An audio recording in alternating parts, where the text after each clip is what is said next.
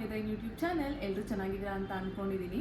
So ಇವತ್ತು ಏನಪ್ಪ vlog ಅಂತಂದರೆ, ಇವತ್ತು ನನ್ನ ತಂಗಿ ಬೆಳಗ್ಗೆಯಿಂದ ಫೋನ್ ಮಾಡ್ತಾ ಇದ್ದಾಳೆ, ಗೌರಿ ಹಬ್ಬಕ್ಕೆ ಬಾ ಸೀರೆ ತಗೋ ಅಂತ. ಬಟ್ ಇದು ಲಾಸ್ಟ್ ಮಿನಿಟ್ ಶಾಪಿಂಗ್ ಆಗಿರುತ್ತೆ. ನಾನು ಬೆಳಗ್ಗೆಯಿಂದ ಕಾಗೆ ಆರಿಸ್ಕೊಂಡೇ ಬರ್ತಾ ಇದ್ದೀನಿ, ಯಾಕಂದರೆ ಇವರು ಕೂಡ ಮನೇಲಿರಲಿಲ್ಲ. ಬಂದಿದ್ದೆ ಇವಾಗ. ಟೈಮ್ ಎಷ್ಟಾಗಿದೆ ಗೊತ್ತಾ? ಟೈಮ್ ಬಂದು 9:15 ಆಗಿದೆ. ತೋರಿಸಿ, ಟೈಮ್ 9:15 ಆಗಿದೆ. ಇವಾಗ ಬಂದಿದ್ದಾರೆ. ಪಾಪ ಅವಳು ಅಂಗಡಿಲಿ ಕಾಯ್ಕೊಂಡಿದ್ದಾಳಂತೆ. ಬೆಳಗ್ಗೆನೂ ಫೋನ್ ಮಾಡಿದ್ಲು. ಇವಾಗ 7 ಗಂಟೆಯಿಂದನೂ ಒಂದೇ ಸಮ ಟಾರ್ಚರ್ ಕೊಡ್ತಾ ಇದ್ದಾರೆ, ಬನ್ನಿ ಅಂತ. ಅವ್ರು ಆಲ್ರೆಡಿ ಅಂಗಡಿಲಿ ಹೋಗಿದಾರಂತೆ. ನೋಡ್ತಾ ಇದ್ದೀನಿ, ನೀನು ಬಾ ಅಂತ ಕಾಲ್ ಮಾಡಿದ್ರು. ಸೊ ನಾನು ಇವ್ರು ಬರೋವರೆಗೂ ವೆಯ್ಟ್ ಮಾಡಿ ಇವಾಗ ಬಂದಮೇಲೆ ರೆಡಿಯಾಗಿ ಹೋಗೋಣ ಅಂತ ಹೋಗ್ತಾ ಇದ್ದೀವಿ. ಬರೀ ಸೀರೆ ಶಾಪಿಂಗ್ ಒಂದೇ ಅಂತ ಅಲ್ಲ, ನಾಳೆ ಹಬ್ಬಕ್ಕೂ ಕೂಡ ಸ್ವಲ್ಪ ತರಕಾರಿ, ಹಣ್ಣುಗಳು ಅದೆಲ್ಲ ಬೇಕಾಗಿತ್ತು, ಅದನ್ನು ಕೂಡ ತೊಗೊಂಡು ಬರಬೇಕು. ಈ ಲಾಸ್ಟ್ ಮಿನಿಟಲ್ಲಿ ಹೋಗಿ ಅದೇನು ಶಾಪಿಂಗ್ ಮಾಡೋದು ಅನ್ನೋದು ಗೊತ್ತಿಲ್ಲ, ಯಾಕಂದರೆ ಆಲ್ರೆಡಿ ಕ್ಲೋಸಿಂಗ್ ಟೈಮ್ ಆಗ್ತಾ ಇದೆ. ನಾನು ಇನ್ನೂ ಇಲ್ಲಿ ವಿಡಿಯೋ ಮಾಡ್ತಾ ಇದ್ದೀನಿ. ಇನ್ನೂ ಮತ್ತೆ ಫಸ್ಟು ಸೀರೆ ತೊಗೊಂಡು ಆಮೇಲೆ ಬೇರೆ ಶಾಪಿಂಗ್ ಮಾಡೋದು ಅಂತ ಪ್ಲ್ಯಾನ್ ಮಾಡ್ಕೊಂಡಿದ್ದೀವಿ. ಸಿಕ್ಕಿಲ್ಲ ಅಂದರೆ ಏನೂ ಮಾಡೋಕ್ಕಾಗಲ್ಲ. ಮತ್ತೆ ಅರ್ಲಿ ಮಾರ್ನಿಂಗ್ ಎದ್ದು ಏನೇನು ಬೇಕು ಅದು ತೊಗೊಂಡು ಬರೋಕ್ಕೆ ಅಂತ ಹೋಗಬೇಕು.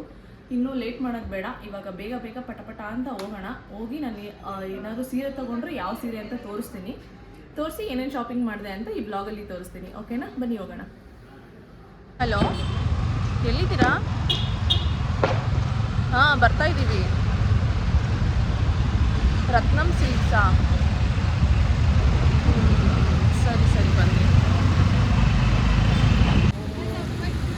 ಇಲ್ಲಿಗೆ ನನ್ನ ತಂಗಿ ಮತ್ತು ನನ್ನ ಚಿಕ್ಕಮ್ಮ ಇಬ್ಬರು ಬಂದಿರೋದು ಸೀರೆ ತಗೊಳ್ಳೋಕ್ಕೆ ಅಂತ. ಆಲ್ರೆಡಿ ನೋಡಿ ಶಟರ್ ಎಲ್ಲ ಹಾಕಿ ಕ್ಲೋಸ್ ಮಾಡ್ತಾ ಇದ್ದಾರೆ. ಬಟ್ ನಾವು ಇವಾಗ ಎಂಟ್ರ್ ಆಗ್ತಾ ಇದ್ದೀವಿ.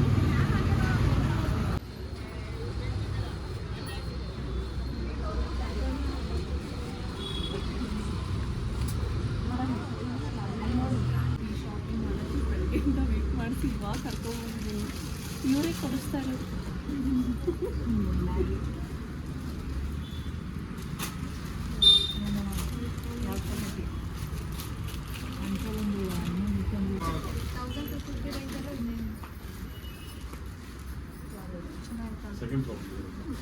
ಕಲರ್ ಚೆನ್ನಾಗಿತ್ತಾ?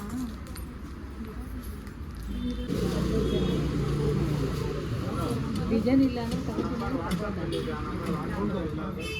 ಅದು ಚೆನ್ನಾಗಿ.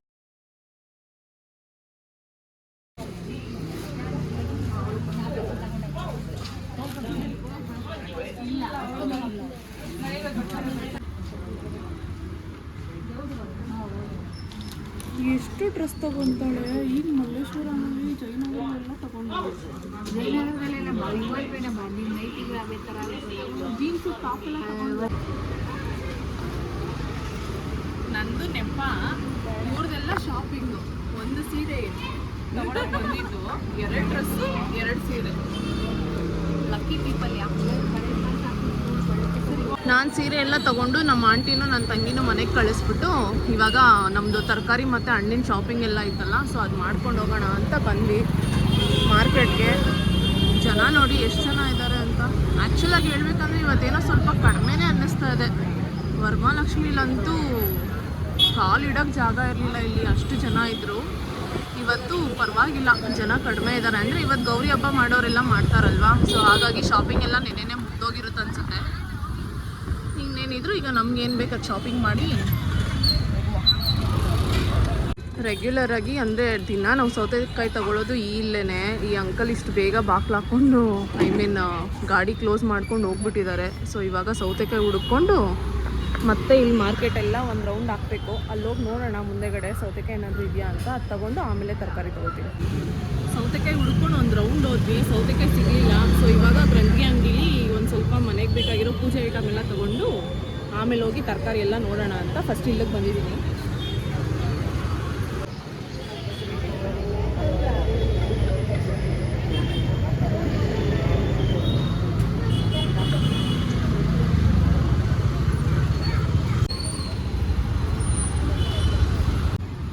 ಹುಳ್ಳಿಕಾಯಿ ಇದು ಅದು ಎರಡು ಒಂದೇ ರೇಟಾ?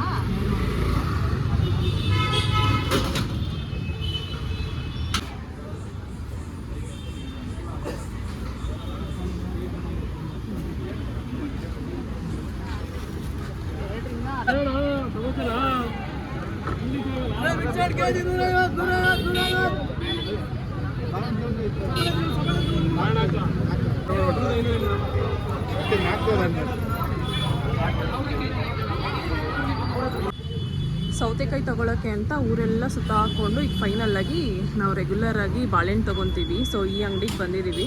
ಅಲ್ಲಿ ಅಂಕಲ್ ಕ್ಲೋಸ್ ಮಾಡಿದ್ರಲ್ಲ, ಸೊ ಪಕ್ಕದವ್ರು ಹೇಳ್ತಾ ಇದ್ರು ಇವತ್ತು ಚೆನ್ನಾಗಿತ್ತು ಸೌತೆಕಾಯಿ, ನೀವು ಬಂದಿದ್ರೆ ಜಾಸ್ತಿನೇ ತೊಗೊತಾ ಇದ್ರಿ ಅಂತ.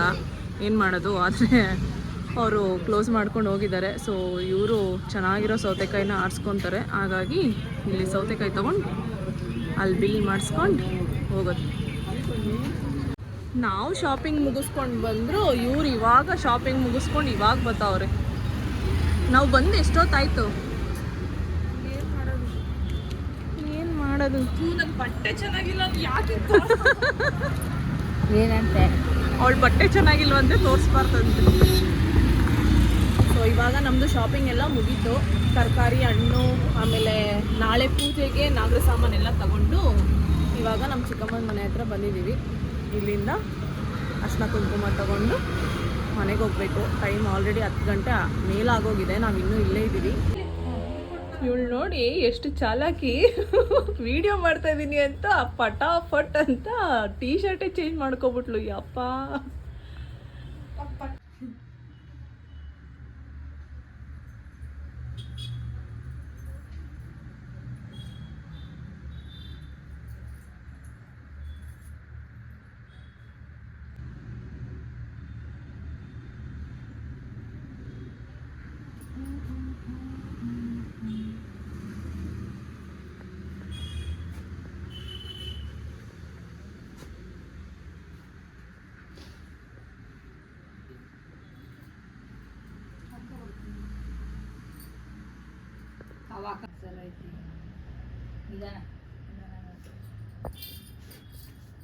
ತಗೊಳ್ಳಿ. Happy Gauri Ganesha. Thank you. ಕಾಲಿಗೆ ಬಿದ್ದು ನಮಸ್ಕಾರ ಮಾಡ್ಕೋ.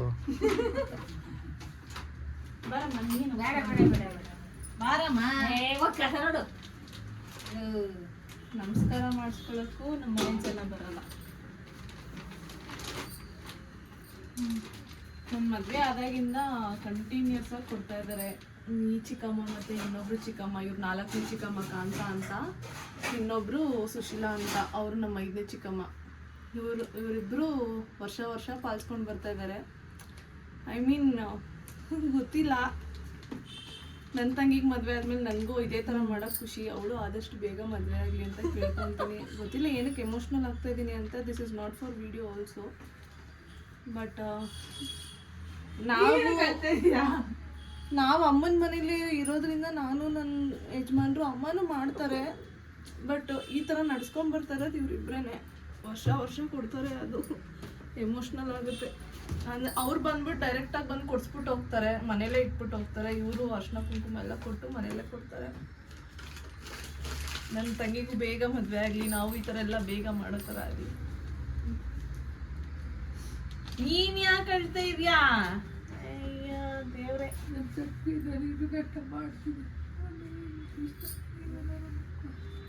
ಆಯ್ತಾಯ್ತು ಸರಿ. ಒಳ್ಳ ಕೊನೆಗೂ ಪರ್ಪಲ್ ಸಿಕ್ಬಿಡ್ತು.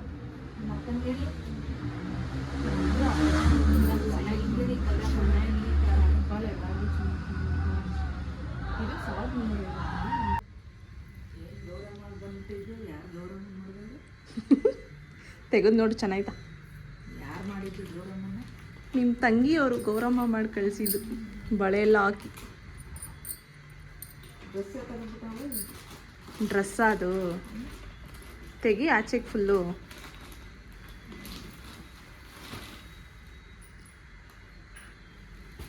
ಚೀರೆ blouse piece.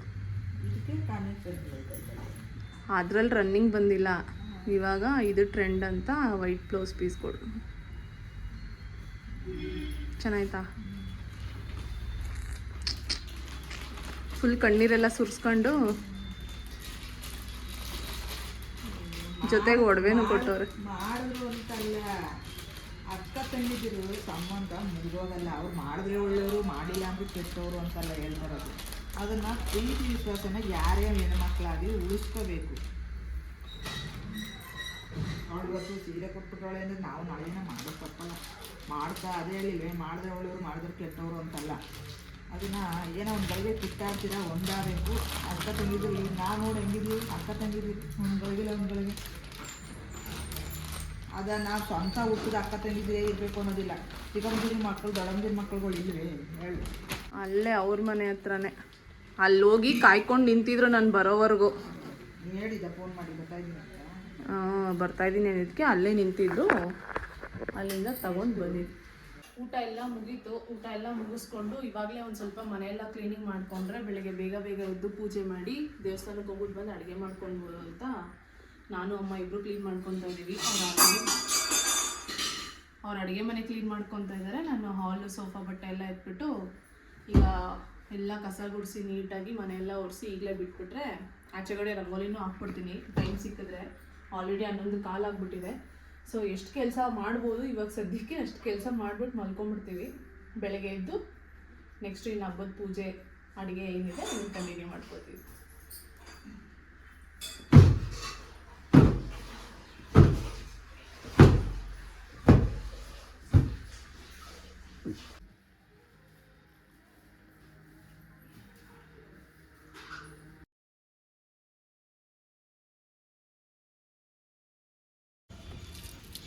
ನಮ್ಮ ಯಜಮಾನ್ರು ನೋಡಿ ಕಾಯೆಲ್ಲ ರೆಡಿ ಮಾಡಿ ಕೊಡ್ತಾ ಇದ್ದಾರೆ ಬೆಳಗ್ಗೆ ಪೂಜೆಗೆ. ಏನ್ರಿ ತಲೆ ಎತ್ತಿ, ಏನು ಬಿಸಿ ಮಾತಾಡು. ಹಾಂ ಮಾತಾಡು. ಏನು ಮಾಡ್ತಾ ಇದೆಯಾ? ಏನೇ ಹೇಳಿದ್ದಿಲ್ಲ ಹಬ್ಬಕ್ಕೆ ಕಾಯೆಲ್ಲ ಕ್ಲೀನ್ ಮಾಡ್ಕೊಡ್ತೇವೆ. ನಾನು ಬೇರೆ ಹೇಳ್ಬೇಕು. ಕಳ್ಸಕ್ಕೆ ಕಾಯೆಲ್ಲ ರೆಡಿ ಮಾಡ್ತಾ ಇದ್ದಾರೆ ಬೆಳಗ್ಗೆಗೆ. ಈಗ ನಮ್ಮ ಕಳ್ಸಕ್ಕೆ ದಪ್ಪ ಆಗುತ್ತೆ ಕಾಯಿ, ನೋಡೋಣ ಏನಾದರೂ ಹಿಡಿದ್ರೆ ಈ ಕಾಯಿ ಇಡೋದು. ಇದು ಬಂದು ನಮ್ಮ ಊರಿನ ಕಾಯಿ, ಊರಿಂದ ತೊಗೊಂಬಂದಿದ್ದು. ಎಷ್ಟೆಷ್ಟು ದಪ್ಪ ಇದೆ ನೋಡಿ ಕಾಯಿ. ಈಗ ನಮ್ಮ ಕಳ್ಸಕ್ಕೆ ಹಿಡಿಯೋದೇ ಇಲ್ಲ, ಆದರೆ ಇಡೋದು. ಇಲ್ಲ ಅಂದರೆ ಅಂಗಡಿಲಿ ತೊಗೊಂಬರೋದು. ಎಷ್ಟು ಹೇಳು ಒಂದು ಕಾಯಿ? 70 ರೂಪಾಯಿ 80 ರೂಪಾಯಿ ಒಂದು ಕಾಯಿ. ಹಾಂ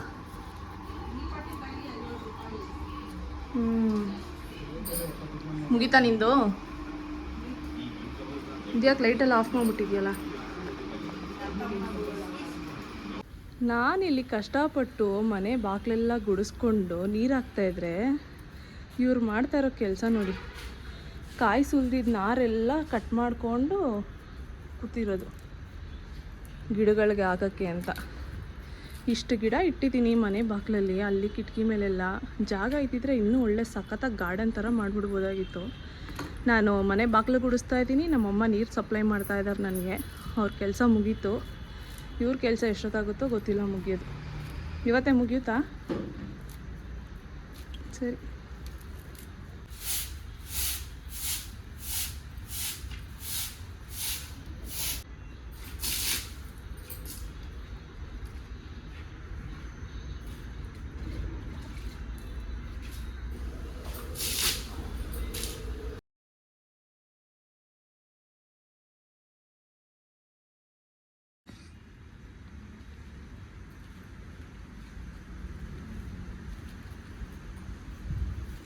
ಹೇಗಿದೆ ನನ್ನ ರಂಗೋಲಿ?